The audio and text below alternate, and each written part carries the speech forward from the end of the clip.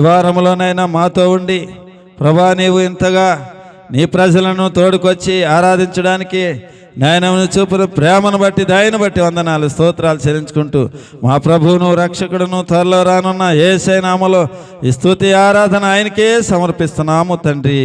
Amen amen. కూర్చుందామండి. సమయానికి వచ్చి దేవుని సన్నిధిలో మనం గడపడం మనకు ఎంతో గొప్ప ఆశీర్వాదం. లోకంలో మనకి ఎక్కడ దొరకదు ఈ ఆశీర్వాదం. దీన్ని మనం నిర్లక్ష్య పెడతాం, మన పనులన్నీ మనం చక్కగా చేసుకుంటాం. కానీ దీన్నే మనం అన్ని విషయాల్లో ముందు పెట్టుకోవాలి. మరి దైవజనులు సుధాకర్ గారు మనకి వాక్యాన్ని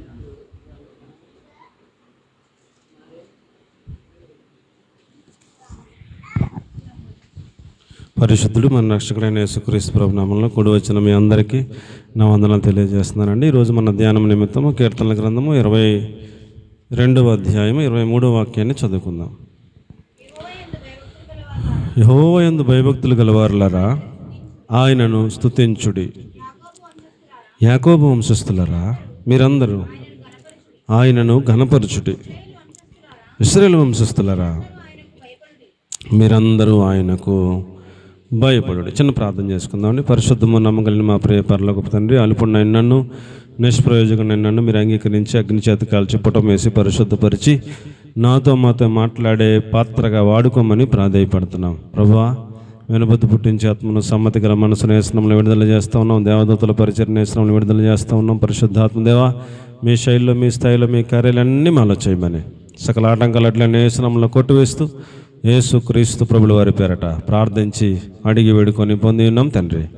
ఆమేన్. ప్రియులారా, మనం చదువుకున్న వాక్య భాగంలో యెహోవా యందు భయభక్తులు గలవారులారా మీరందరూ ఆయనను స్తుతించండి అన్నాడు. అది ఒకటో మాట.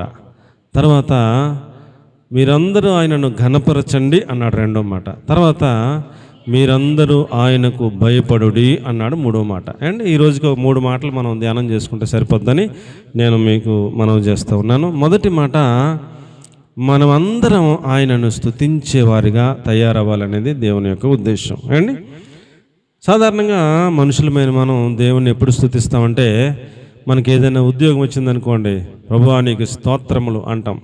ఏదైనా కలిసి వచ్చిందనుకోండి, అయా నీకు స్తోత్రం అంటాం. ఏదైనా ఆనంద సమయం వచ్చిందనుకోండి, స్తోత్రాలు చెబుతాం.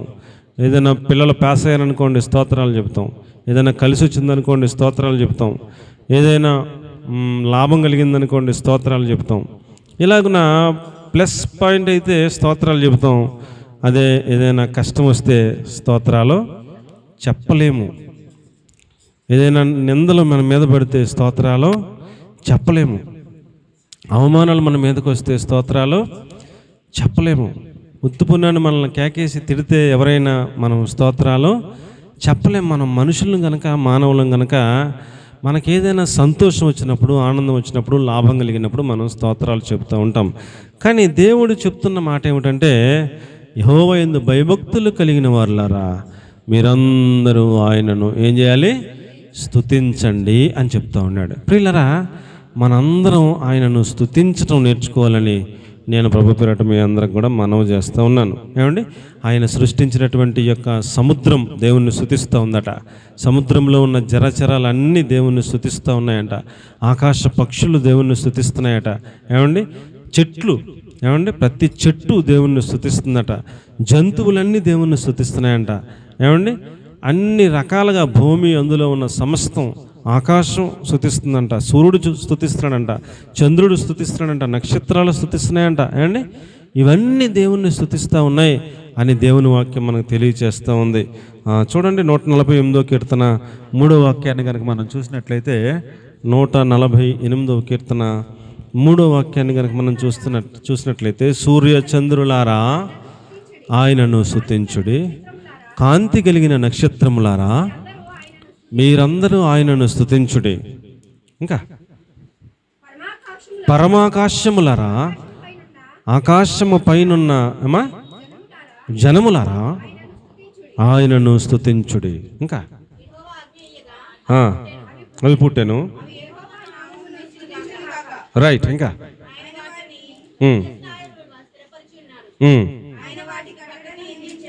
ఇంకా ఇంకా అదంతా మీరు ఇంటికి వెళ్ళి చదువుకున్నట్లయితే ఆకాశ పక్షులు, హిమము అనగా మంచు, హిమమ ఆయనను స్తుతించుడి. అలాగే ఆవిరి కూడా ఆయనను స్తుతిస్తుందంట, తుఫాను ఆయనను స్తుతిస్తుందంట, వృక్షములు ఆయనను స్తుతిస్తూ ఉన్నాయంట, గొట్టలు ఆయనను స్తుతిస్తూ ఉన్నాయంట, మృగములు ఆయనను స్తుతిస్తూ ఉన్నాయంట, పశువులు ఆయనను స్తుతిస్తూ ఉన్నాయి అని నేలను, ప్రాకు, జీవులు, ఇంకా అన్ని లిస్ట్ మొత్తం పెట్టాడు అక్కడ. అన్ని దేవుని స్తుతిస్తూ ఉన్నాయి అని చెప్పాడు అండి. యోనాను ఓడలో నుంచి ఎత్తి సముద్రంలో పడవేయమన్నప్పుడు ఆయన సముద్రంలో ఉన్న ఒక జలచర్మనకు, తిమింగలానికి ఆజ్ఞాపించగా ఆ తిమింగలం కరెక్ట్గా వచ్చి అలా నోరు తెరుచుకుని అలా చూస్తూ ఉంది. యోనాను పడేయగానే ఆ తిమింగలం మింగింది. 3 రోజులు ఉపవాసం ఉండి అన్నం పానములు ఏం తీసుకోకుండా మరలా నినివే పట్టణం దాకా ఈదికెళ్ళి అక్కడ కక్కేసింది. దేవుని మాటకి జలచరాలు లోబడుతున్నాయి, పశువులు లోబడుతున్నాయి, పక్షులు లోబడుతున్నాయి. కాకి స్వభావం ఏమండి, చిన్నపిల్లల దగ్గర ఎత్తుకెళ్ళిపోయే స్వభావం. కానీ ఏలియా గారికి రొట్టె మాంసం ప్రతిరోజు పట్టుకొచ్చి ఇచ్చింది కాకి అని మనం చదువుతూ ఉంటాం. కాబట్టి ప్రియులరా, ఆయనకి అన్నీ లోబడుతున్నాయి, అన్నీ కూడా ఆయనకి స్తుతులు చెప్తూ ఉన్నాయి, స్తుతిస్తూ ఉన్నాయి, స్తోత్రాలు చెబుతూ ఉన్నాయి. ఏమండి, కానీ ఆయన పోలికగా సృష్టించిన మనుషులమైన మనమే మాత్రం ఆయనను స్తుతించట్లా. అది చాలా బాధాకరం.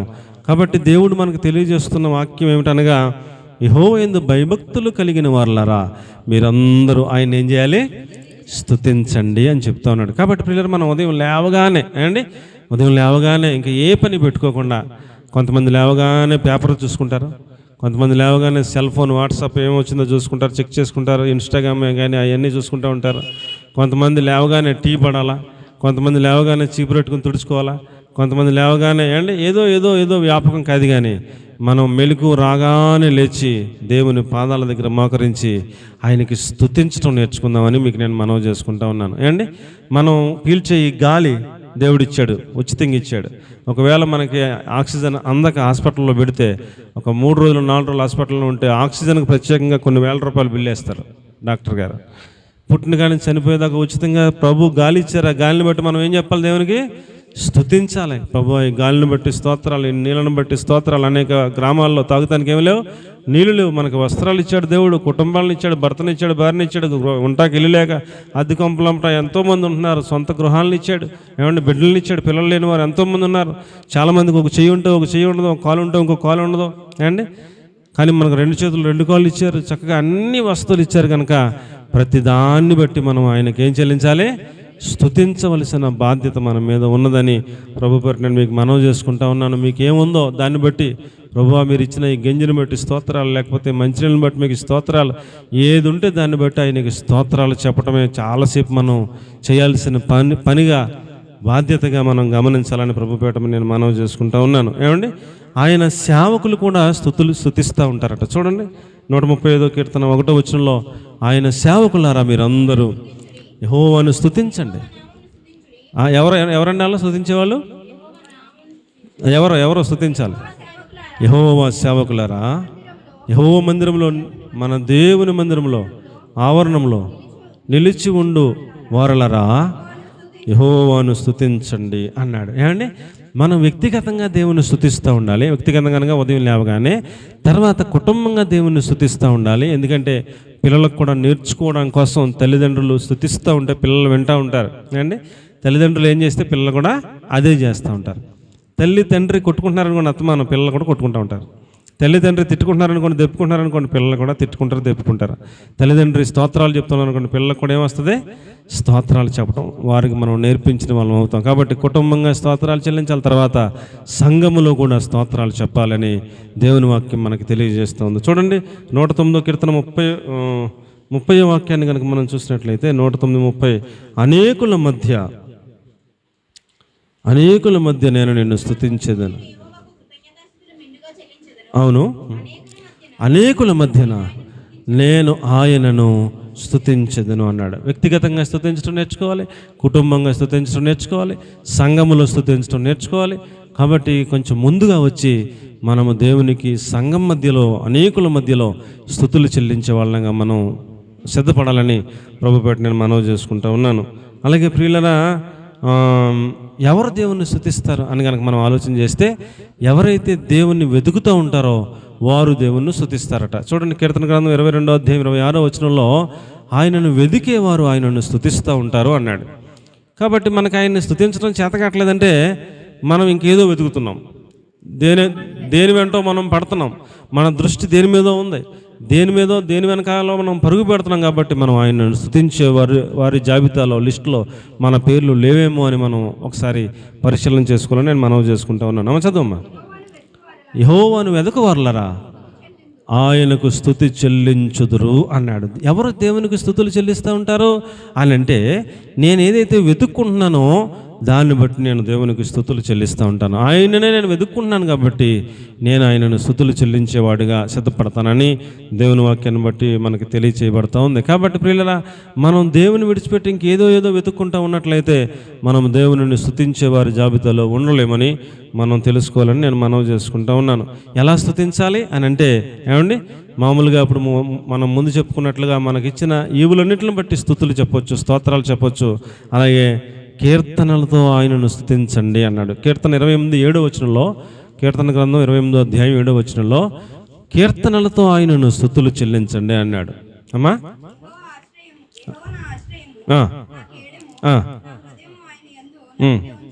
28వ కీర్తన 7వ ఎక్కడున్నారు మీరు? ఏముంది?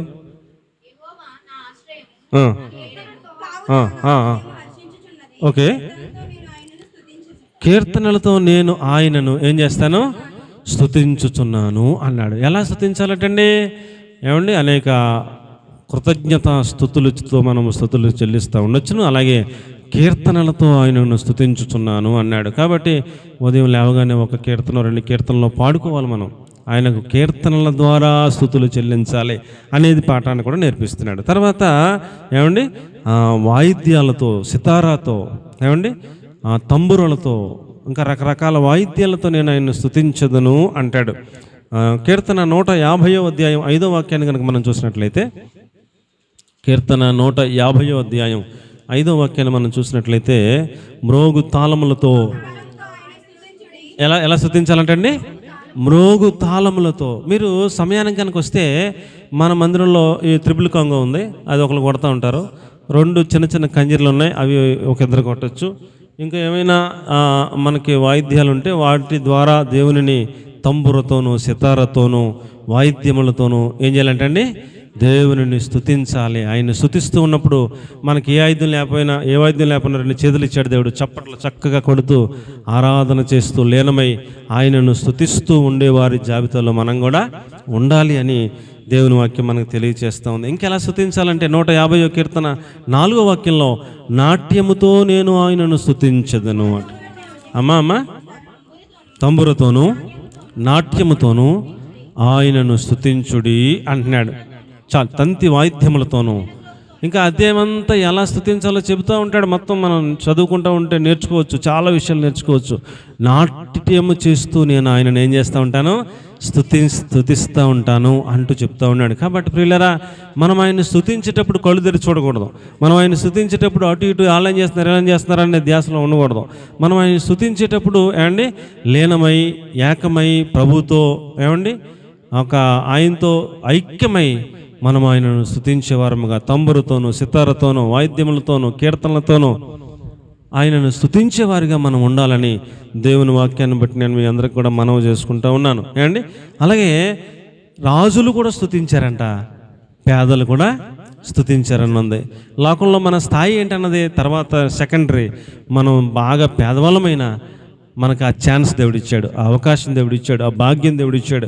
ఒకవేళ డబ్బులు ఉన్న వాళ్ళకే స్తుతులు చెల్లించే అవకాశం ఇస్తే మన అందరం ఏం చేయగలం అండి? మనం దేవుని స్తుతించలేము కదా. కాబట్టి అత్యంత పేదలైన ఎంత లేనివారైనా ఆయనను స్తుతించే అవకాశాన్ని, భాగ్యాన్ని దేవుడు మనకి ఇచ్చాడని ప్రభు పెట్టి నేను మీకు మనవి చేసుకుంటున్నాను. దానియేలు గ్రంథం 4వ అధ్యాయం 34వ వాక్యాన్ని కనుక మనం చూసినట్లయితే, దానియేలు గ్రంథం 4వ అధ్యాయం 34వ వచనంలో ఒక నిమిషం నెబుకద్నెజరు అనుకున్నాడంట, ఈ ప్రపంచంలో ఉన్న రాజ్యాలన్నిటినీ నేను జయించాను, నేనే సామ్రాజ్య చక్రవర్తిని, నన్ను మించిన బలవంతుడు, ధైర్యవంతుడు, బలశాలి, వివేకవంతుడు ప్రపంచంలో ఎవరూ లేరు, ఆహా నా బలము, నా పరాక్రమము అనుకున్నాడంట మనసులో. వెంటనే ఆకాశం నుంచి ఒక స్వరం వినబడిందంట, సకల ప్రపంచంలో ఏలుచున్న దేవుడు ఒక ఆయన ఉన్నాడు. ఆయన నిన్ను కూర్చోబెడితేనే, నీకు అవకాశం ఇస్తేనే నువ్వు అక్కడ కూర్చున్నావు. నువ్వేమంత గర్వపడకు. నీకు పశువులంటే మనస్సు ఇవ్వబడుతుంది, నువ్వు పశువులాగా బతుకుతావని చెప్పేసి ఒక స్వరం ఆకాశంలోంచి ఆయనకి వినబడింది. దానియేలు గారి ద్వారా చెప్పబడింది. ఆయనకి వెంటనే పశువులంటే మనసు వచ్చిందంట. సింహాసనం మీద రాజులా కూర్చున్న ఆయన పశువులాగా కిందకి దిగి 2 చేతులు 2 కాళ్ళతో 4 కాళ్ళతో నడిచినట్టుగా నడిచెళ్ళి బయట గడ్డిలో కూర్చున్నాడంట. గడ్డి తింటున్నాడంట. రాజుగారు ఏం చేస్తున్నాడండి? గర్వం వస్తే రాజుగారిని గడ్డి తినిపించాడు దేవుడు. పశువులాగా గడ్డిలో కూర్చున్నాడంట. గోళ్ళు పెరిగిపోయినాయి అంట, తల పెరిగిపోయిందంట, ఏమండి వస్త్రాలు మాసిపోయినాయి అంట. పశువులాగా ఉన్నాడంట చాలా కాలం. అలాగ ఉన్న తర్వాత అప్పుడు అతని బుద్ధి అతనికి వచ్చి అతడు దేవుని స్తుతించాడట. అప్పుడు మరలా అతనికి మానవ మనసును దేవుడు ఇచ్చాడని అక్కడ రాయబడుతుంది. చదవమ్మా, ఇప్పుడు చదవమ్మా. ఆ కాలం అనగా ఈ యొక్క పశువులాగా బతికిన కాలము మంచుకు తడిసాడంట, ఎండకి ఎండాడంట, వర్షానికి తడిసాడంట. ఏమండి ఆ కాలము గడిచిన పిమ్మట నెబుకద్నెజరు, నేను మరలా మానవ బుద్ధి గలవాడని నా కన్నులు ఆకాశము తట్టెత్తి చిరంజీవియు సర్వోన్నతుడనగు దేవునికి ఏం చేశాను? స్తోత్రములు చేశాను, ఘనపరిచి స్తుతించాను. అది రియాలిటీకి వచ్చాడు. నేను సూపర్ బలవంతుణ్ణి, నా ఎంత లేడు, నాకు ఉద్యోగం, వ్యాపారం, నాకు బలంత ఆస్తి, నేను అనుకున్న వాడికి గడ్డి తినిపించేస్తాడు. అప్పుడు రియాలిటీకి వచ్చేసి స్తోత్రము చేశాడంట దేవునికి. ఆకాశమందు చిరంజీవి అయిన దేవుడు ఒక ఆయన ఉన్నాడు, ఆయన ఇస్తేనే నేను నాకు కూర్చి వచ్చిందని అర్థమైపోయి ప్రభువా నీకు స్తోత్రములు తండ్రి అన్నాడంట. అప్పుడు ఏమైందంటమ్మా? ఆయన ఆధిపత్యము చిరకాలం వరకు, ఆయన రాజ్యము ఏమండి తరతరముల వరకు ఉన్నాయి అంటూ స్తోత్రాలు చెప్పిన తర్వాత ఆయన మనసు ఆయనకు వచ్చిందంట. అప్పుడు మరలా లేచి నిలబడి, ఎవరు అక్కడ అంటే మంత్రులందరూ వచ్చి తీసుకెళ్ళి స్నానం చేయించి రాజవస్త్రాలు వేసి మళ్ళీ కుర్చీలో కూర్చోబెడితే అప్పుడు రాజుగా పరిపాలన మళ్ళీ చేత మొదలెట్టాడు. బుద్ధి వచ్చేసింది. ఏమొచ్చేసిందండి? బుద్ధి వచ్చేసింది. నా పరాక్రమము, నా బలము, నా ఉద్యోగం, నా వ్యాపారం, నా తెలివితేటలు అనుకున్నవన్నీ పోయి మహాదేవుడు ఒక ఆయన ఉన్నాడు, ఆయన కృపచేత ఈ స్థాయిలో పెట్టాడు, ఆయనకు స్తోత్రము కలుగును గాక అని స్తోత్రాలు చెప్పే పరిస్థితికి వచ్చాక అప్పుడు మళ్ళీ ఆ యొక్క రాజ్యాధికారం మళ్ళీ ఇచ్చినట్టుగా మనం చూస్తూ ఉంటాం. కాబట్టి ప్రియులారా, మనం ఎంత గొప్పలమైనా, ఎంత అంతకాలమైనా, ఎంత అందకాలమైనా, ఎంత బలవంతులమైనా, ఎంత ఉద్యోగస్తులమైనా, వ్యాపారస్తులమైనా, డబ్బులు బాగా సంపాదించడమైనా అండి, ఇదంతా మన శక్తి చేత కాదు. కానీ ఆయన ఆ కృప ఇచ్చి మనల్ని నిలబెట్టాడని ఆయనకు స్తోత్రాలు చెప్పడం నేర్చుకుంటే సజావుగా నడుస్తుంది. లేకపోతే గడ్డి తినిపించే పరిస్థితులు వస్తాయని ఈ రాజుగారి ద్వారా మనం నేర్చుకోవాలని నేను మీకు అందరికి కూడా మనవి చేసుకుంటా ఉన్నాను. ఏమండి, మనం ఒకవేళ స్తుతులు చెల్లించకపోతే చంటి పిల్లలు కూడా స్తుతులు చెల్లిస్తారంట. చదవండి, మత్తయి సువార్త 21:16. బాలుర యొక్కయు చంటి పిల్లల యొక్కయు స్తుతుల మూలమున. మత్తయి 21:16. మీరు చెప్పుచున్న వినుచున్నవా అని ఆయనకు అడిగిరి. అందుకు యేసు, వినుచున్నాను. బాలుర యొక్కయు చంటి పిల్లల యొక్కయు నోటి స్తోత్రము సిద్ధపరిచితివి అని వాక్యము మీరు ఎప్పుడు చదవలేదా అని వారితో చెప్పి, అబ్బా ఆ బాలుర యొక్కయు చంటి పిల్లల యొక్కయు స్తుతుల మూలమున దుర్గమును స్థాపించి ఉన్నామని రాసిన మాట మీరు ఎప్పుడు చదవలేదా? బాలురు స్తుతిస్తారు. చంటి పిల్లలు అంటే పాలు తాగే పిల్లలు కూడా ఏం చేస్తారంటే అండి, స్తుతులు చెప్తూ ఉంటారంట. మనకు అన్నీ తెలిసి కూడా మనం ఏం చేస్తలేదు, స్తుతులు చెప్పట్లేదు, స్తోత్రాలు చెప్పట్లేదు. ఏమండి, మనం నేర్చుకోవలసినటువంటి పాఠం ఏమిటంటే ప్రియులారా, మనము స్తుతులు చెప్పాలి. ఏం చెప్పాలండి? స్తుతులు చెప్పేవారంగా, స్తోత్రాలు చెప్పేవారంగా మనందరం కూడా సిద్ధపడాలని నేను ప్రభుపేట మీ అందరికీ కూడా మనవి చేసుకుంటా ఉన్నాను. అలాగే ప్రియులారా, స్తోత్రాలు ఎప్పుడు చెప్పాలి సార్? అయ్యా, స్తోత్రాలు ఎప్పుడు చెప్పాలి? ఎంతసేపు చెప్పాలి? ఒక 5 నిమిషాలు చెప్తే సరిపోద్దా? లేకపోతే పావు గంట చెప్తే సరిపోద్ది రోజుకి? స్తోత్రాలు ఎలా చెప్పాలి, ఏం చెప్పాలని అంటే దానికి సంబంధించిన వాక్యం హెబ్రీ పత్రిక 13వ అధ్యాయం 15వ వాక్యాన్ని కనుక మనం చూస్తే, ఎల్లప్పుడూ దేవునికి స్తుతి యాగము అర్పించాలని చెప్తున్నాడు. ఎల్లప్పుడూ అంటే 24 అవర్స్ ఏం చేయాలంటే అండి, ఆయనకు స్తోత్రాల స్తుతులు చెప్పేవారంగా మనం సిద్ధపడాలి, తయారవ్వాలని దేవుని వాక్యం మనకు బోధిస్తూ ఉందని నేను మీకు అందరికి కూడా మనవి చేసుకుంటా ఉన్నాను. కాబట్టి ఆయన ద్వారా మనము దేవునికి ఆగమ్మ అప్పుడప్పుడునా ఎల్లప్పుడునా దేవుని స్తుతించుడి అప్పుడప్పుడు ఆగండి, అప్పుడప్పుడు దేవుని స్తుతించుడి అని ఉందా? మరి ఎలాగుంది? ఎల్లప్పుడు దేవుని స్తుతించుడి, ఆ దేవుని స్తుతించుడి, ఎల్లప్పుడు దేవుని స్తుతించుడి. కాబట్టి ప్రియులరా, మనము ఎల్లప్పుడూ దేవుని స్తుతించాలి. ఊరుకోవయా, ఎల్లప్పుడు ఎలా స్తుతిద్దాం? సంతోషంగా ఉంటే స్తుతిద్దాం, కలిసి వస్తే స్తుతిద్దాం, ఆనందంగా ఉంటే స్తుతిద్దాం. ఎల్లప్పుడు ఎలా స్తుతిస్తారా? ఏం మాట్లాడుతున్నావు నువ్వు అని ఒకవేళ కలబడిపోయే వాళ్ళు కూడా ఉండొచ్చు. కానీ దేవుని వాక్యం తెలియజేస్తూ ఉంది, ఎల్లప్పుడూ ఏం చేయాలంటే ఎల్లప్పుడూ ఆయనను స్తుతించే వారిగా నీవు నేను మనందరం సిద్ధపడాలి. లేకపోతే పరలోక రాజ్యం పోగొట్టుకుంటాం. పరలోక రాజ్యంలో ఏం జరుగుతూ ఉంటుందటండి అమ్మా? దూతలు, సెరూపులు, కెరూబులు, 24 పెద్దలు, కోటాను కోట్ల భక్తులు 24 గంటల్లో నిత్యము ఏం చేస్తూ ఉంటారంట? యెహోవా పరిశుద్ధుడు, పరిశుద్ధుడు, పరిశుద్ధుడు, పరిశుద్ధుడు అంటూ స్తుతులు చెబుతూ ఉంటారంట. మోషే కీర్తన, గొర్రెపిల్ల కీర్తన మధ్య మధ్యలో పాడుతూ ఉంటారంట, స్తుతులు చెప్తూ ఉంటారంట. 24 గంటలు ఇదే పని.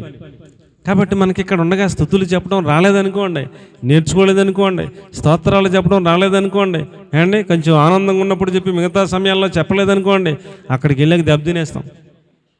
కాబట్టి ఇక్కడ ఉండగా ట్రైనింగ్ తీసుకోమని చెప్తున్నాడు ప్రభు. అలాగేనండి పాస్టర్ గారు, అలాగే చేద్దామని అన్న వాళ్ళందరూ స్తోత్రం చెప్పండి. దేవునికి మహిమ కలుగునుగాక. కాబట్టి ప్రియులరా, మనం ఎల్లప్పుడూ దేవునికి స్తోత్రాలు చెప్తూ ఉండాలి, స్తుతియాగం చేస్తూ ఉండాలి. ఆయన నామమును ఒప్పుకుంటూ, ప్రభువా నీవు స్వస్థపరిచే దేవుడు, నా జీవితంలో ఇన్నిసార్లు ఇన్ని సందర్భాల్లో స్వస్థపరిచావు, నీకు స్తోత్రాలు తండ్రి. నా కుమార్తెను స్వస్థపరిచావు, నా కుమారుడిని స్వస్థపరిచావు, నా భార్యను స్వస్థపరిచావు, నా భర్తను స్వస్థపరిచావు. నువ్వు యెహోవా రాఫా అనే నామమునకు తగినట్టుగా స్వస్థపరిచే దేవుడుగా నా కుటుంబంలో ఇన్ని సందర్భాల్లో చేసిన కార్యములను బట్టి నీకు స్తోత్రాలు తండ్రి అని స్తోత్రాలు చెబుతూ ఉండాలి. ఆయన కనికర సంపూర్ణుడు, మన పైన ఎన్నిసార్లు కనికరపడ్డాడో కదా. ఎప్పుడో అయిపోతే మనం లేకపోతే, అవునా కదా? ఎప్పుడో మనం చాప్టర్ ముగించిపోవాలి. అసలు ఆయన కనికర సంపూర్ణుడు కాబట్టి, దీర్ఘశాంతం కలిగిన వాడు కాబట్టి, దయాగుణం కలిగిన వాడు కాబట్టి, నిన్ను నన్ను క్షమిస్తా ఉన్నాడు కాబట్టి మనం ఇప్పుడు దాకా ఉన్నాం. లేకపోతే ఇప్పుడు దాకా ఎందుకుంటాం? ఉన్నాం. ఎప్పుడో అయిపోవాలి మన చాప్టర్.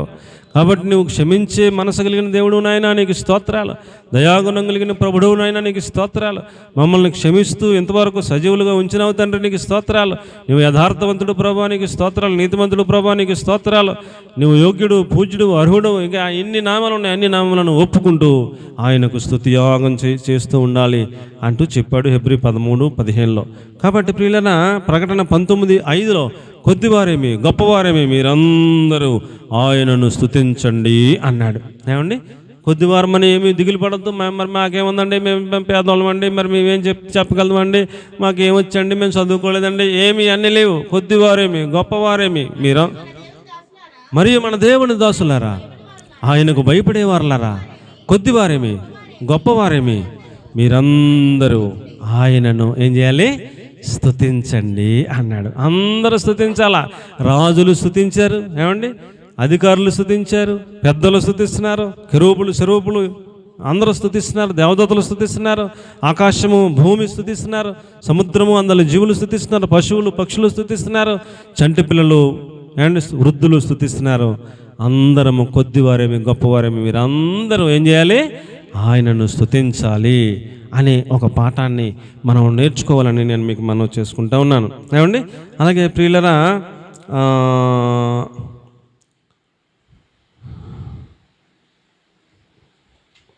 50వ కీర్తన 23వ వాక్యాన్ని మనం చూసినప్పుడు, స్తుతి యాగం చేసేవాడు నన్ను మహింపరుస్తూ ఉన్నాడు, నన్ను మహింపరుస్తూ ఉన్నాడు.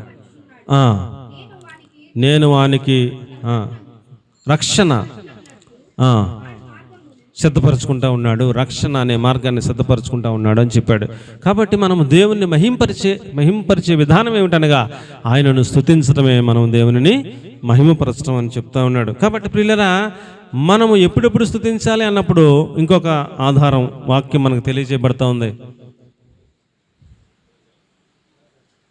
ఎప్పుడు స్తుతించాలి అన్నప్పుడు కీర్తన గ్రంథం 42వ అధ్యాయం 5వ వచనం 11వ వచనంలో, నేను కృంగినప్పుడు కూడా దేవుణ్ణి స్తుతిస్తాను అన్నాడు. ఏమండి? నా ప్రాణమా నీవు ఎలా కృంగి ఉన్నావు? నాలో నీవేళ త్వరపడుచున్నావు? దేవుని యందు నిరీక్షణ ఉంచుము. ఉంచి ఏం చేయమన్నాడు? ఆయనే నా రక్షణకర్త అని, నా దేవుడని చెప్పుకుంటూ ఇంకను నేను ఆయనను స్తుతించెదను. ఎప్పుడెప్పుడు స్తుతించాడంట? బాగా ఉన్నప్పుడు స్తుతిస్తాడంట, కృంగిపోయినప్పుడు కూడా స్తుతిస్తాడంట, బాగా నీరసపడిపోయి బాగా ఇంకా అట్టడుగు స్థితికి వచ్చేసినప్పుడు కూడా ఇంకను అనే పదం వాడాడంటే ఏమండి అమ్మ, ఇంకను అనే పదం వాడాడంటే బాగున్నప్పుడు స్తుతించాడు, కొంచెం నీరసమైనప్పుడు స్తుతించాడు, కృంగిపోయినప్పుడు కూడా ఇంకను ఏం చేస్తానంటున్నాడు? మరి బాగున్నప్పుడు స్తుతిస్తామండి, మరి కృంగినప్పుడు ఎలాగొస్తుందని స్థుతి అంటలా. ఇంకను నేను ఆయనను ఏం చేస్తాను? ఇంకను నేను ఆయనను స్తుతించదును అంటున్నాడు. ఆ స్థాయికి మనం అందరం కూడా నడిపించబడాలని ప్రభుపేట నేను మనవి చేసుకుంటా ఉన్నాను. మనం సంతోషంగా ఉన్నప్పుడు స్తుతులు చెల్లిస్తాం, పేస అయినప్పుడు మన పిల్లలు స్తుతులు చెల్లిస్తాం, మనకు ఏదైనా లాభం వచ్చినప్పుడు స్తుతులు చెల్లిస్తాం, మనకు ఏదైనా అనారోగ్యం వచ్చినప్పుడు కూడా ఇంకను నేను ఆయనను స్తుతించదును అని చెప్పే వ్యక్తులుగా మనం అందరం కూడా భక్తి చేయాలని నేను మీకు మనవి చేసుకుంటా ఉన్నాను. ఒక భక్తుడు హబక్కుకు 3:17 అంటాడు, తీయండి, హబక్కుకు 3:17 అంటాడు, అంజూరపు చెట్లు ఫలింపకపోయినను, అంజూరపు పండ్లు ఫలింపకపోయినను, శాలలో పశువులు లేకపోయినను నేను యెహోవాను స్తుతిస్తూనే ఉంటాను అన్నాడు. ఏమి భక్తి సార్? చేస్తే అలాంటి భక్తి చేద్దాం, తూతు మంత్రం తొమ్మకాయ మంత్రం లాంటి భక్తి చేయకండి. 3:17 ఏది ఉన్నా ఏది లేకపోయినా నేను ఆయనను స్తుతించదను అనే స్థాయి భక్తి మనం చేయాలా? అంజూరపు చెట్లు పూయపోయినా, ద్రాక్ష చెట్లు ఫలింపకపోయినా, ఏం చెట్లమ్మా? ఒలివ చెట్లు కాపు లేకపోయినా, చేనులోని పైరు పంటకి రాకపోయినా, గొర్రెల దొడ్లో లేకపోయినా, శాలలో పశువులు లేకపోయినా నేను యెహోవా యందు ఆనందించెదను, నా రక్షణకర్త అయిన నా దేవుని యందు నేను సంతోషించెదను అన్నాడు. దేవునికి బిగ్గరగా ఒక స్తోత్రం చెబుదాం. ఏది ఉన్నా ఏది లేకపోయినా ఏం చేయాలంటే అండి, ఆయనకి స్తోత్రాలు చెప్పే అలాంటి మనస్సు మనకు ఉండాలా, అలాంటి భక్తి మనం చేయాలి. ప్రభువా అలాంటి కృప నాకు ఈ ప్రభు అని ప్రార్థన చేసుకుందాం. దేవునికి మహిమ కలుగునుగాక. హల్లెలూయా. మొదటి పాయింట్ ఏంటి చెప్పండి అమ్మ? మొదటి పాయింట్ ఏంటి? ఆయనను ఎల్లప్పుడూ స్తుతించాలి. అమ్మ రే అమ్మ, ఎవరన్నా వెళ్తాకి ఇబ్బంది లేకుండా అక్కడ ఉంది చూడు ప్లేస్, చివరని చూడు నానా రే, ఇదిగో ఆ చివర కుర్చీ ఉంది, వెనకాల కుర్చీ ఉంది, ఇలా ఉపయోగించండి, ఆ కుర్చీలను ఉపయోగించండి. తల్లి దారిలో అడ్డంగా ఎందుకమ్మా? Very good, God bless you. ఏమండి మొట్టమొదటి పాయింట్ ఏంటి చెప్పండి అమ్మా? ఎల్లప్పుడు అంటే బాగున్నా బాగోపోయినా, కష్టం వచ్చినా, నిందలు వచ్చినా, అవమానం వచ్చినా, దుఃఖం వచ్చినా, అప్పులు ఎక్కువైనా, శోధన ఎక్కువైనా, ఆరోగ్యం బాగోపోయినా, ఏమండి యోబు గారు ఊజు దేశంలోనే బాగా ధనవంతుడిగా ఉన్నాడు. ఎక్కడండి? ఊజు దేశానికి ధనవంతుడిగా ఉన్నాడు యోబు గారు. ఆ దేశంలో ఎవరైనా సరే వచ్చి అయ్యగారు వందనాలని చెప్తే ఏంటమ్మా మీ సమస్య ఏంటని అడిగితే యోబు గారు, అయ్యా మా పిల్లకి పెళ్లి కుదిరిందయ్యా, 1,00,000 రూపాయలు ఖర్చులు ఉన్నాయ్యా, చాలామందిని అడిగానే ఎవరో అప్పు ఇవ్వట్లేదయ్యా అని కనుక యోబు గారి దగ్గరికి వచ్చి చెప్తే వెంటనే 1,00,000 రూపాయలు ఇచ్చి చేసుకో మీ అమ్మాయి పెళ్ళి అంటాడంట. అలాంటి రేంజ్ అయింది అండి. ఇంకొకరు వచ్చి, అయ్యా మా అమ్మాయి కూడా పెళ్లి కుదిరింది, మరి 4 బస్తాలు బియ్యం కావాలి, ఏం కావాలని అడుగుతాడంట. 4 బస్తాలు బియ్యం కావాలయ్యా, ఇంకా పలానా కావాలయ్యా అంటే ఆయన దగ్గర ఉన్నటువంటి ఆర్థిక వేత్తను పిలిచి అతనికి 4 బస్తాల బియ్యం అన్నీ ఇచ్చేయంటే ఆయన కొని ఇచ్చేస్తాడంట, పట్టిపోతాడంట. అలాగా దేశంలో ఎవరైనా సరే వచ్చి ఏది అడిగినా ఇచ్చేస్తామనంట ఆయన. అలాంటి మహానుభావుడు, మహాధనవంతుడు. దేశంలోనే ఆయన ధనవంతుడు ఎవడు లేడు. ఆయన చుట్టూ దేవుడు కంచెనేసాడు. ఆయనకి దేవుడు 10 మంది పిల్లల్ని ఇచ్చాడు, 7 కొడుకులు 3 కూతుర్లు అండి. ఆయనకి బోళ్ళంత ఆస్తిని ఇచ్చాడు, వేల పశువులు, గొర్రెలు ఇచ్చాడు, ఒంట్లు ఇచ్చాడు, చాలా పశువులను ఇచ్చాడు. ఆయనకి ఎంత వస్తుందో ఆయనకే తెలియదు అన్నట్టు. రే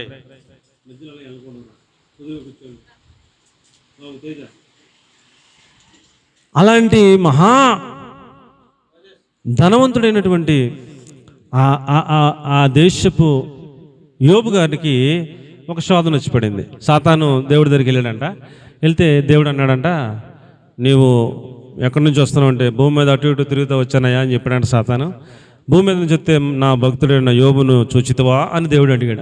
చూసాంలేండి, చుట్టూ కంచేశారు, వాళ్ళంతా ఆస్తి ఇచ్చారు, చాలా ధనవంతునిగా చేశారు, ఆయనకి మంచి పిల్లల్ని ఇచ్చారు, ఆయనకి ఏ లోటు లేదు, అన్నీ బాగుంటే ఆదాయం ఉంటే అందరూ సంతోషంగా ఉంటే అందరూ స్తోత్రాలు చెప్తారు సార్.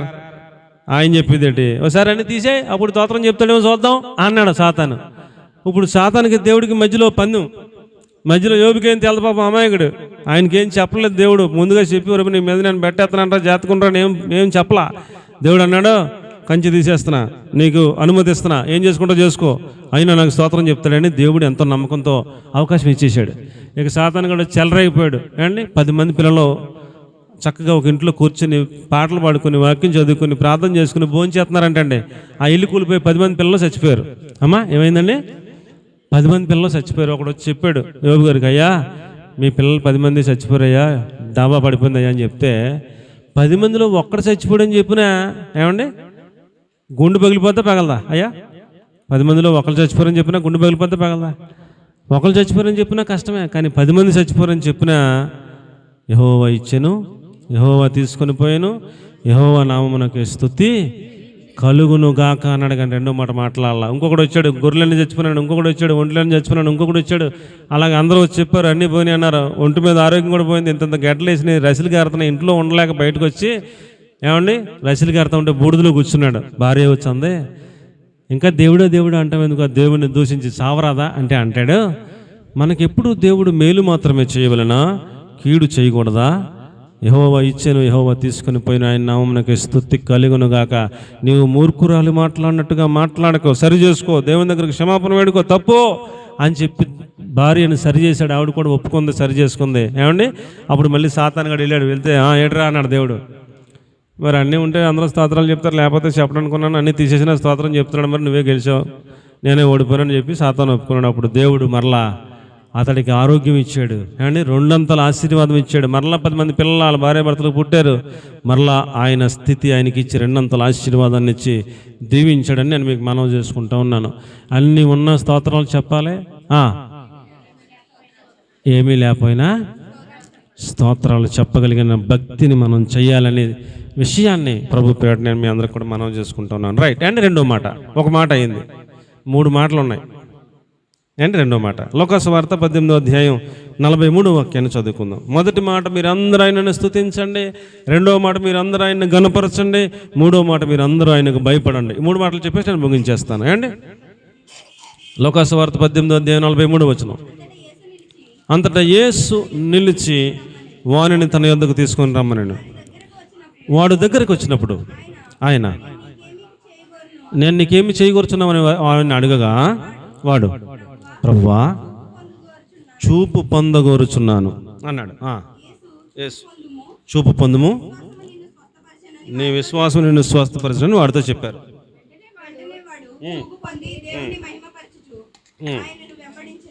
అంతే, చాలు.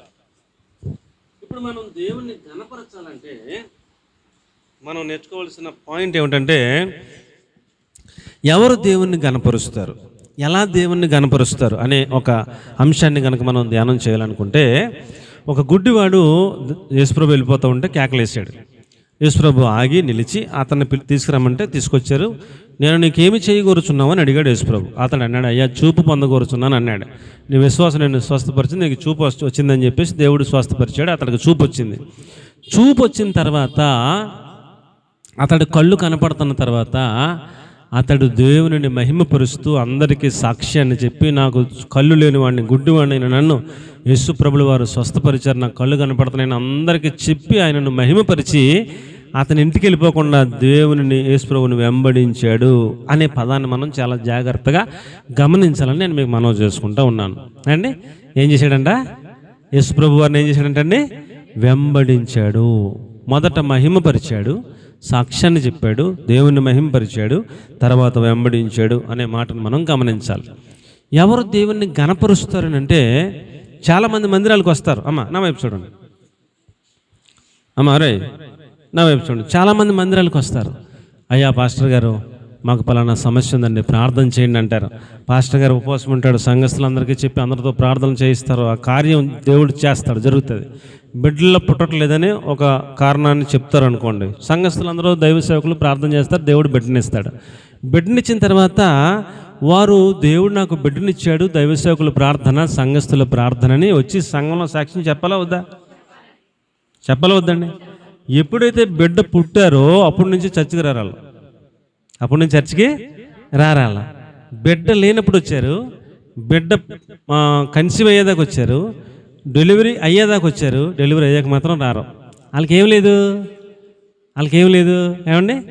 దేవుణ్ణి మహింపరచాలన్నటువంటి ఆ యొక్క ఆశ లేదు.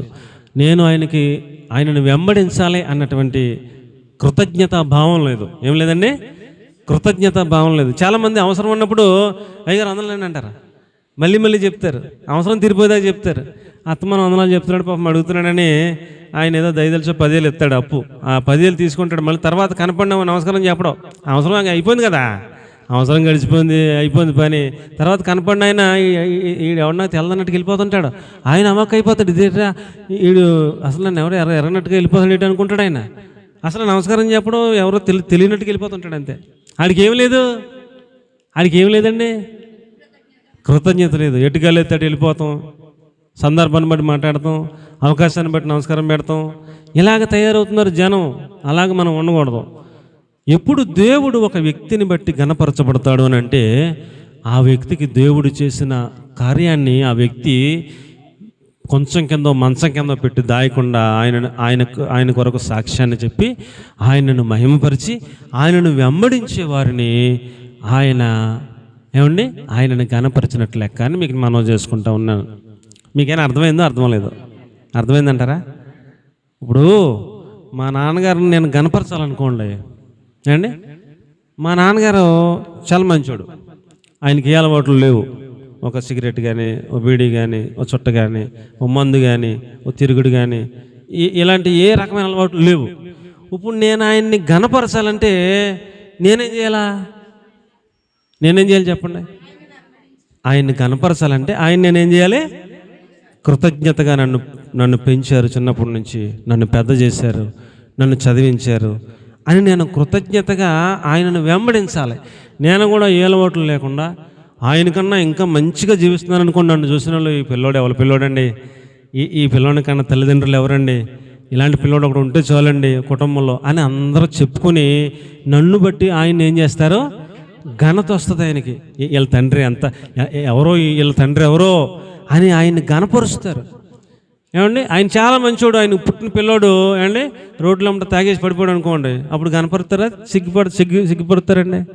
అయ్యా తండ్రి గారికి ఘనత వస్తుందా? సిగ్గు వస్తుందా? ఆయన చాలా మంచోడు, కానీ ఆయన పిల్లోడు మాత్రం ఎక్కడ పడతాడో పడిపోతాడు అనుకోండి, ఎవరి పిల్లోడు రాయుడని ఈయన్ని బట్టి ఆయనకేమొస్తుంది? ఘనత రాదు, సిగ్గు వస్తుంది. కాబట్టి యేసుప్రభు వారు పరిశుద్ధుడు, యేసుప్రభు వారు నీతిమంతుడు, యేసుప్రభు వారు చాలా గుణగణాలు ఆయన దగ్గర ఉన్నాయి.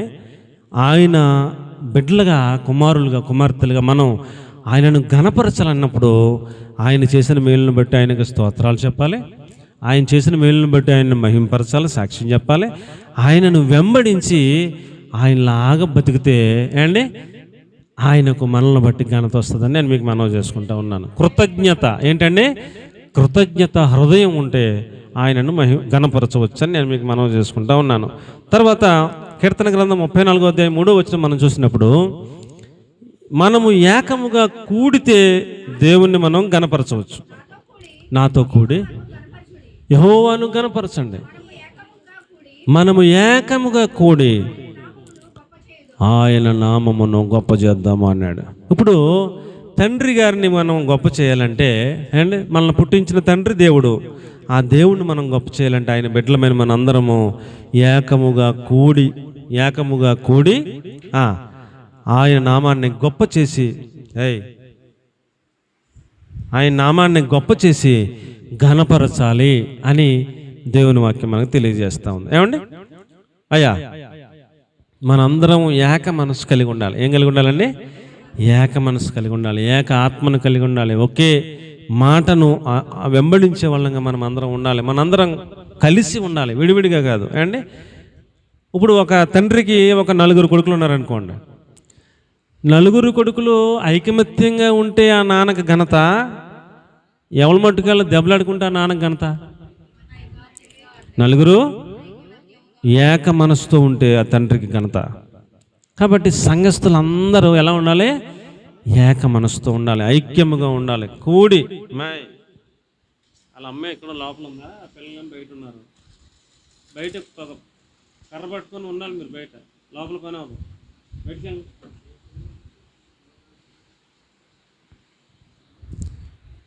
మనము ఏకముగా కూడి అమ్మ ఏం చేయాలంట?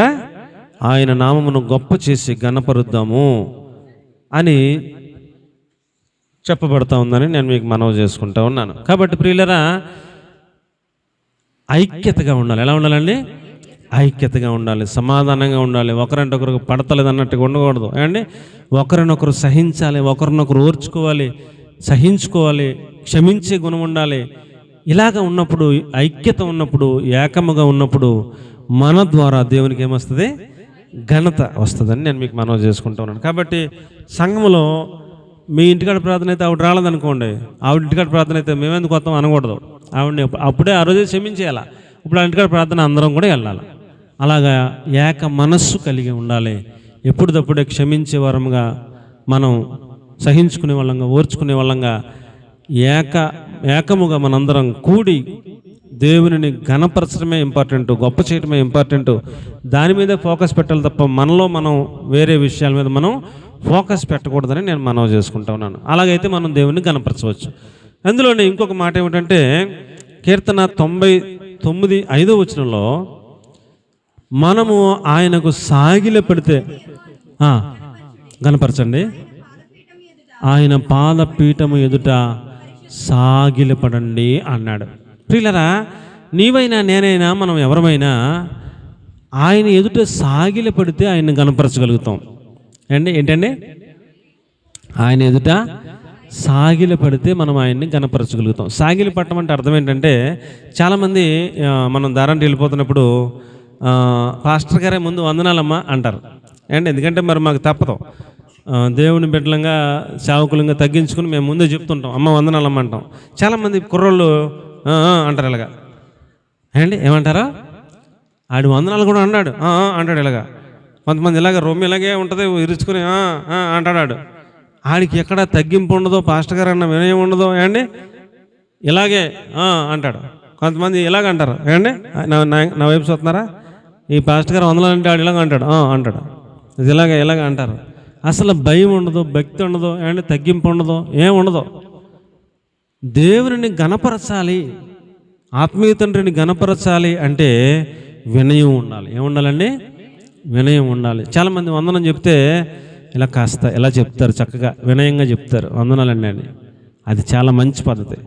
ఇలా చెప్పినోడికి అన్నవాడికి ఇలా సాష్టాంగపడి నమస్కారం చేసినోడికి తేడా ఉందా లేదా? మనము దేవుని ఎదుట అహంకారంగా ఉంటే గణపరచలేము. మనం దేవుని ఎదుట ఎటకారంగా ఉంటే గణపరచలేము. మనము దేవుని ఎదుట మనల్ని మనం సాష్టాంగ నమస్కారం అంటే జీరో.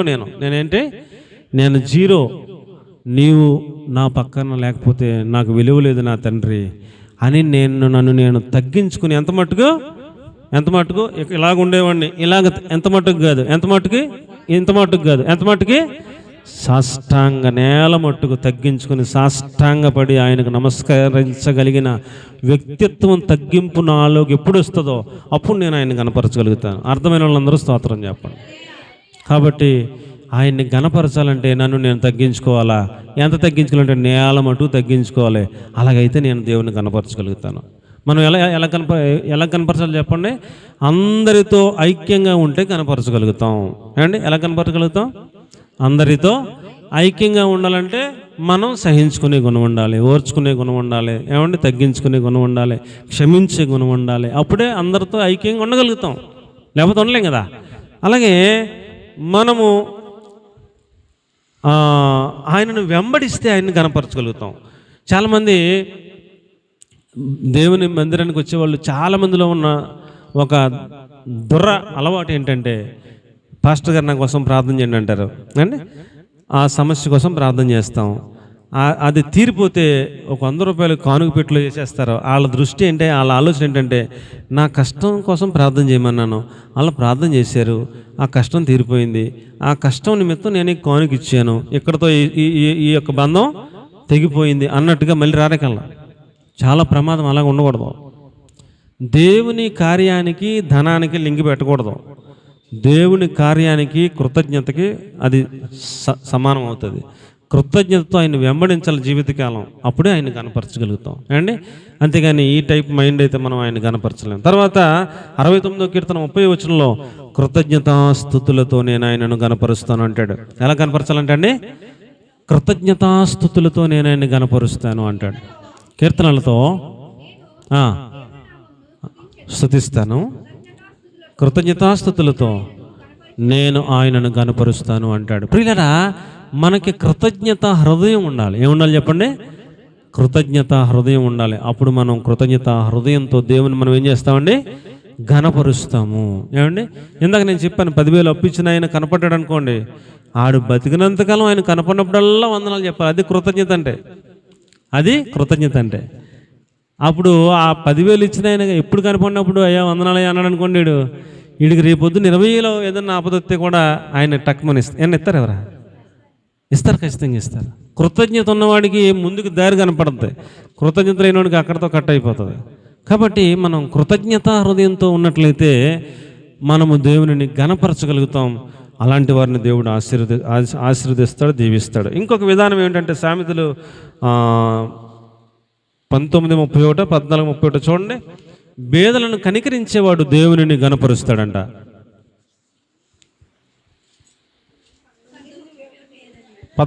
అయితే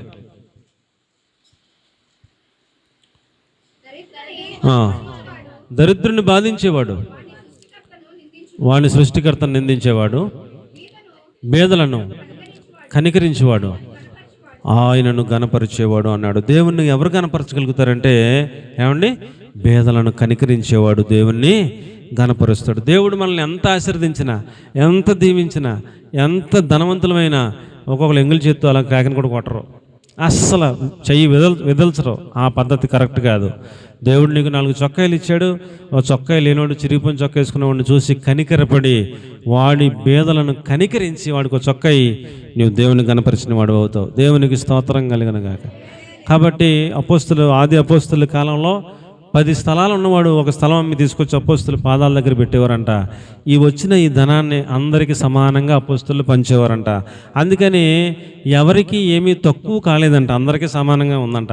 ఆ రోజుల్లో సమాజ స్థాపన చేశారు వాళ్ళు.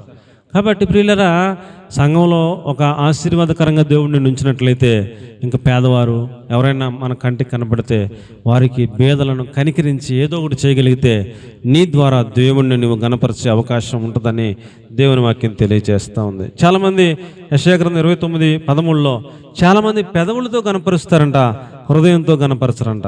ఏమండి? ఎలా గణపరుస్తారంటండి? చాలామంది పెదవులతో గణపరుస్తారంట. పెదవులతో చాలా దేవుణ్ణి గొప్ప చేసినట్టు, గణపరిచినట్టు, ప్రభువానికి స్తోత్రములు స్తోత్రములు స్తోత్రములు అంటారు. కానీ వాళ్ళ హృదయం దేవునికి చాలా దూరంగా ఉంటుంది. మనం హృదయంతో గణపరచాలి, హృదయం లోపల నుంచి గణపరచాలి, అంతేగాని పెదవులతో కాదు అని చెప్తా ఉన్నాడు. హృదయంతో, నోటి మాటతో నా యొద్దకు వస్తూ ఉన్నారు, పెదవులతో నన్ను గణపరుస్తూ ఉన్నారు, వారు హృదయంతో నన్ను గణపరచట్లేదు, దూరంగా ఉన్నాయి వాళ్ళ హృదయాలని బాధపడుతున్నాడు దేవుడు. కాబట్టి మనం హృదయపూర్వకంగా దేవుని గణపరిచేటట్లుగా ఉండాలని నేను ప్రభుపేట మనవి చేసుకుంటా ఉన్నాను. కాబట్టి మనం మొట్టమొదటిగా నేర్చుకోవాల్సిన పాఠం, మనందరము దేవునిని స్తుతించాలి. రెండవదిగా నేర్చుకోవాల్సిన పాఠం, మనందరము దేవునిని ఘనపరచాలి. ఈ ఘనపరచడానికి ఏమేమి నేర్చుకోవాలో ఆ యొక్క పాయింట్లన్నీ కూడా దేవుని వాక్యాలు మనం చూసుకున్నాం. మూడవది, దేవునికి భయపడాలి. ఏం చేయాలండి? దేవునికి భయపడాలి. ఒక 2-3 మాటలు గుర్తు చేసి నేను ముగించేస్తాను.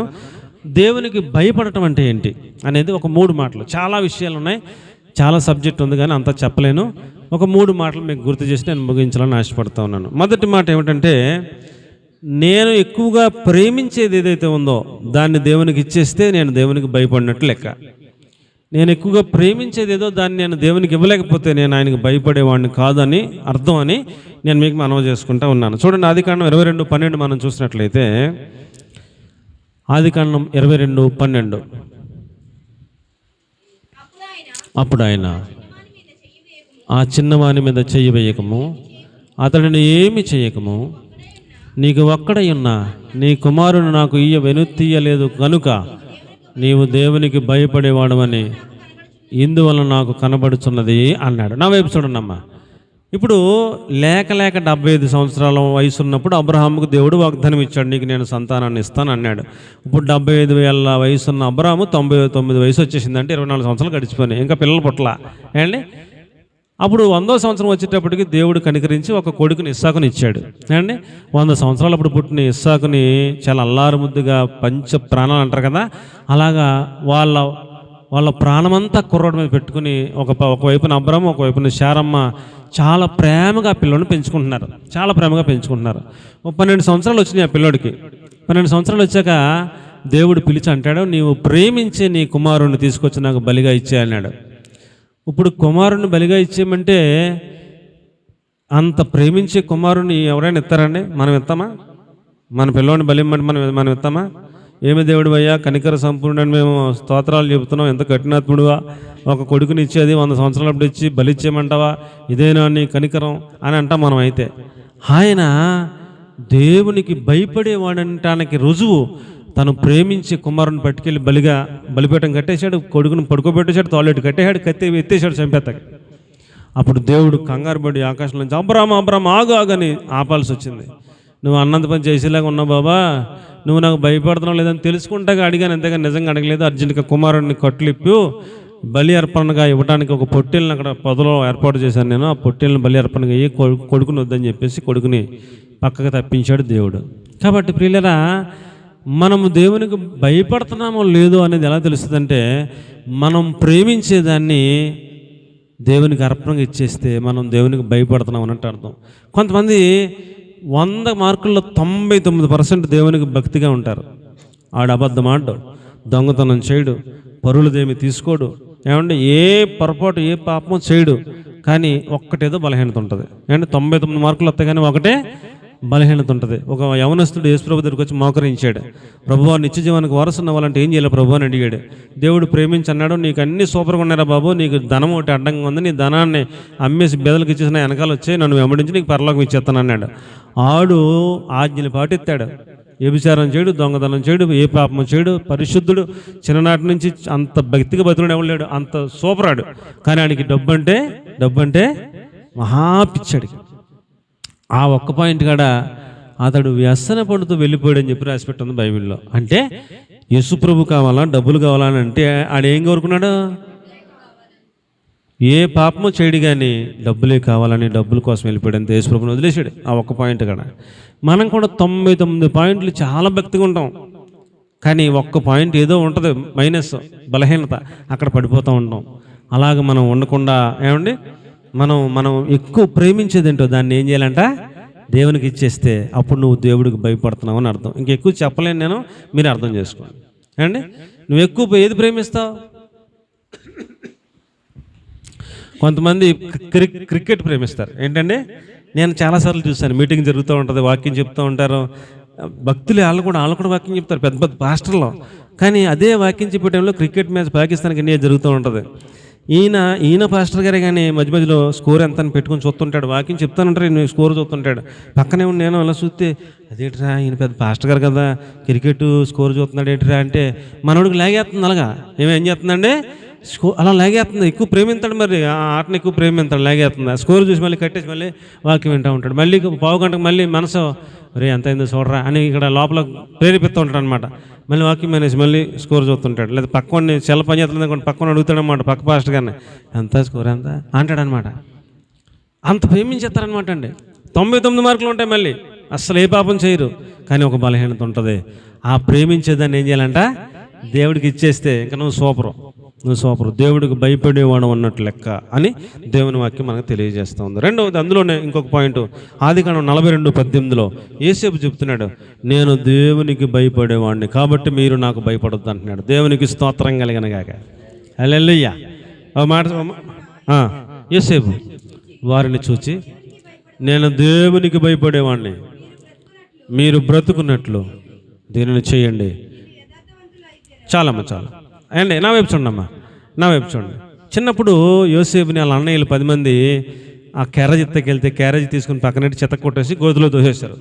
ఆ గోతులో చచ్చిపోరా నువ్వు, మేము వెళ్ళిపోతున్నాం అన్నారు. అందులో పెద్దోడు అన్నాడు, ఉరాడు మన రక్త సంబంధి తోడబుట్టున్నాడు కదరా, అందులో చచ్చిపోతే ఎలాగరా, ఆయన తోడేసి పైకి లాగేసి దారం వెళ్ళి ఇస్మాయిల్ని కమ్మేద్దాం, తులమ పొలం వస్తాయి, వాడు ఎక్కడో దిక్కుని బతుకుతాడు, చంపేస్తే ఏమో ఉపకారం అంటాడు, పెద్దోడు మాట వాడు భలే చెప్పాడు అని చెప్పేసి పైకి తీసి ఆ దారం వెళ్ళి ఇస్మాయిల్కి అమ్మేశారు డబ్బులకి. వాళ్ళు వెళ్ళి పోతీఫర్కి అమ్మేశారు ఇంకెక్కువ డబ్బులకి. ఐగుప్తులో బానిస బతికాడు యోసేపు. దేవుడు తోడైనాడు కాబట్టి ఆ దేశానికి ప్రధానమంత్రి అయ్యాడు. ప్రధానమంత్రి అయ్యాక వీళ్ళ కనాను దేశంలో ఈ అన్నదమ్ములకి యాకోబు గారికి భోజనానికి లేక ఐగుప్తు దేశంలో ధాన్యం అమ్ముతున్నారంటారా, వీళ్ళు కొనుక్కురండి అంటే వీళ్ళందరూ కొనుక్కుంటాకి వెళ్ళారు. అక్కడ ప్రధానమంత్రి పీఠం మీద తమ్ముడే కూర్చున్నాడు. వీళ్ళందరినీ చూశాడు. చూసి అండి అదే మనం ఉంటే ఆ కుర్చీలో అండి ఏం చేస్తాం? ఎరా నన్ను చిన్నప్పుడు కొడతారా, నన్ను గోతులు దోస్తారా, నన్ను మళ్ళీ తోడేసిలాగి అమ్మేస్తారా, నన్ను బానిస బతుకొని చేస్తారా, ఇప్పుడు నేను రాజుగా ఉన్నానరా, మీ గొడవ తెలుతానరా అనుకోవాలి కదా అండి. ఆయన అంటాడు, నేను మీ తమ్ముడిని చెప్పేశాడు, ఏడిచాడు.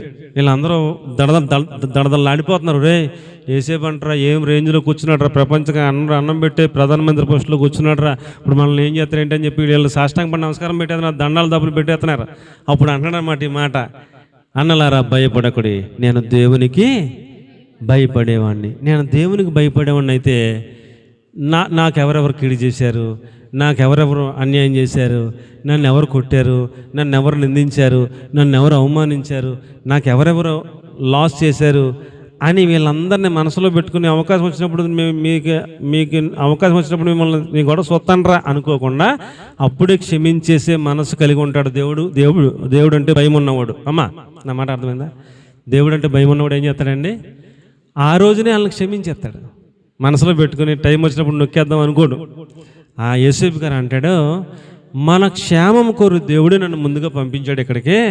అమ్మని నాన్న అందరినీ మీరు అందరూ వచ్చేయండి, మిమ్మల్ని పోషిస్తాను, మిమ్మల్ని సంరక్షిస్తాను, మీకు ఒక గోషణ రాష్ట్రాన్ని ఇస్తాను, మీ పశువులకి మేత ఇస్తాను, మిమ్మల్ని నేను మంచిగా చూసుకుంటాను అంటున్నాడు. వీళ్ళేమో ఆయన్ని కొట్టారు, గొదులో దోశారు, అమ్మేశారు. ఆయనేమో వీళ్ళని ఏం చేస్తున్నాడు, ప్రేమిస్తున్నాడు, ఆదరిస్తున్నాడు, పోషిస్తానంటున్నాడు, సంరక్షిస్తానంటున్నాడు. దేవునికి భయపడే వాళ్ళు అలాగ ఉంటారు. అర్థమైన వాళ్ళందరూ స్తోత్రం చెప్పండి. దేవుడు అంటే భయం లేని వాళ్ళు, ఆడు నాకు పలానప్పుడు ఈ మాట్లాడిన కాబట్టి ఆడికి ఎప్పుడు దొరుకుతాడు అప్పుడు నొక్కేద్దాం అనుకుంటాడు. దేవుడు అంటే భయం లేనివాడు. నా మాట అర్థమైందంటారా? నన్ను పలానప్పుడు పలానా మాట అందా ఆవిడ టైం దొరుకుతుంది, అప్పుడు ఆవిడ గొడవ చెప్తాను అనుకుంటే మనకు దేవుడు అంటే ఏం లేదు, భయం లేదు. ఎప్పుడప్పుడు క్షమించేసి వాళ్ళని మన్నించేసి వాళ్ళని వదిలేస్తే వాళ్ళకి ఇంకేమైనా మేలు చేసే మనసు ఉంటే అప్పుడు మనం దేవుడు అంటే భయపడే వాళ్ళం అన్నట్లు లెక్క. మొదటిది దేవుడు అంటే భయం ఉంటే మనం ప్రేమించేది ఇచ్చేస్తాం దేవుడికి. రెండవది దేవుడు అంటే భయం ఉంటే మనకి కీడు చేసిన వాళ్ళని క్షమించేస్తాం, వదిలేస్తాం అండి. అర్థమవుతుందంటారా? అందులోనే మూడవది లేవికాండం 25:36, దేవుడు అంటే భయం ఉంటే వడ్డీ తీసుకోం. దేవుడు అంటే భయం ఉంటే వడ్డీ తీసుకోం. 25:43, దేవుడు అంటే భయం ఉంటే దాసులను కఠినంగా చూడం. అది చాలు వడ్డీ తీసుకో. మనం దేవుడు అంటే భయం ఉంటే ఏం తీసుకోం. ఇప్పుడు మీకు అవసరం అంటే ఒక 1000 రూపాయలు నేను ఇచ్చానండి, మళ్ళీ 10 రూపాయలకి మీరు 1000 ఇచ్చేసారండి, అక్కడితో బరాబర్ అయిపోయింది. వడ్డీ తీసుకోం. ఎవరో దేవుడు అంటే భయం ఉంటే, భయం లేకపోతే ఇంకో 100 ఎక్స్ట్రీ అన్నాడంటే ఆడికి ఏం లేదు, భయం లేనట్టు లెక్క. భయం లేదు వాళ్ళకి అసలు. మీరు చెప్తే నమ్మరు. భక్తులు వడ్డీ వ్యాపారం, భక్తులు పెద్ద భక్తులు వడ్డీ వ్యాపారం. ఏం చెప్తున్నాం? దేవుడు అంటే ఏం లేదు, భయం లేదు సార్. కాబట్టి దేవుడు అంటే భయం ఉంటే వడ్డీ తీసుకోరు. అదే 25:43లో దాసులను కఠినముగా చూడరు. అపొస్తలుల కార్యాలు 10:22లో కొర్నేలి దేవుడు అంటే భయము కలిగిన వాడు అన్నాడు.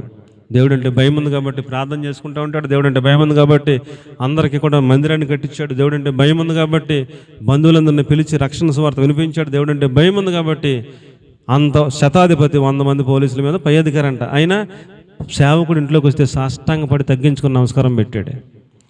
100 మంది పోలీసుల మీద పై అధికారి అంటే ఆయనకి పాస్టర్ గారు దడదలాడాలా, పాస్టర్ గారికి ఆయన దడదలాడాలా? చెప్పండి రూలు అండి. 100 మంది పోలీసుల మీద పై అధికారి అంటే శతాధిపతి అంటే మరి ఇప్పుడు రేంజ్లో డిఐజీ అనుకోండి, పోనీ ఎస్పీ అనుకోండి రేంజ్. ఆయన ఎదురుకున్న పాస్టర్ గారు ఆయనకు వందనాలు చెప్పాలా, ఆయనకి ఈయన సాష్టాంగ నమస్కారం చేయాలా? కొర్నేలు ఇంటికి పాస్టర్ గారు పేదరు గారు వస్తే సాష్టాంగ పడిపోయాడండి. సాష్టాంగ పడిపోయి నమస్కారం పెడితే పేదరు గారు అల్లిపోయాడు. ఏటు బాబు, నేను మా మనిషిని, నేను దేవుని కాదు, నాకు నువ్వు సాష్టాంగ పడిపోతాడని లేపి, నేను నీలాంటి ఉన్నాయి అలా పని చేయక బాబు, దేవుని కనపరుద్దాం మనం అందరం కూడా వాక్యం చెప్తాను. అందరూ రక్షణ పొందారు, పరిశుద్ధాత్మను పొందుకున్నారు, బాప్తీసాలు తీసుకున్నారు. దేవునికి స్తోత్రం కలుగును గాక. దేవునికి భయపడేవాడు తగ్గించుకుంటాడు, దేవునికి భయపడేవాడు సాష్టాంగ పడతాడు, దేవునికి భయపడేవాడు దైవ సేవకులను గౌరవిస్తాడు. ఇది లక్షణాలు కనపడతాయి. ఏమండి? యెజ్రా గ్రంథం 10వ అధ్యాయం 3వ వచనం కనుక మనం చూస్తే, దేవుని ఎందుకు భయపడేవారు తమ పాపాలని ఒప్పుకుంటారు. ఈ మాటతో ముగించేస్తున్నాను. ఆ మాట చదివేమా? యెజ్రా 10:3. దేవుడు అంటే భయం ఉన్నవాడు తన లోపల ఏ పాపము లేకుండా ఒక ఏదైనా పాపం ఉంటే ఒప్పుకుంటాడు, విడిచిపెడతాడు.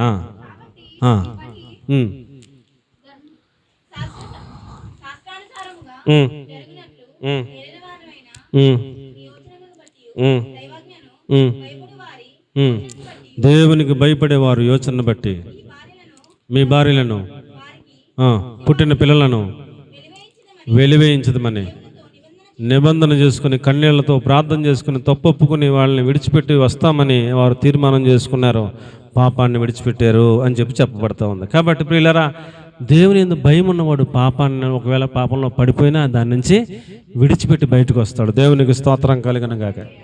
పాపాన్ని ఒప్పుకోకపోతే నీకు దేవుడు అంటే భయం లేదు అని అర్థం. కాబట్టి ప్రియులారా, 3 మాటలు చెప్పడం జరిగింది. మొదటి మాట ఏంటి చెప్పండి? దేవుని ఎల్లప్పుడూ స్తుతించేవారిగా ఉందాం. రెండో మాట ఏంటి చెప్పండి? ఆయన్ని గణపరిచేవారుగా ఉందాం, బతుకుదాం. మూడో మాట ఏంటి చెప్పండి? ఆయనకు భయపడేవారుగా ఉందాం. అట్టి కృప దేవుడు మనందరికి అనుగ్రహించును గాక.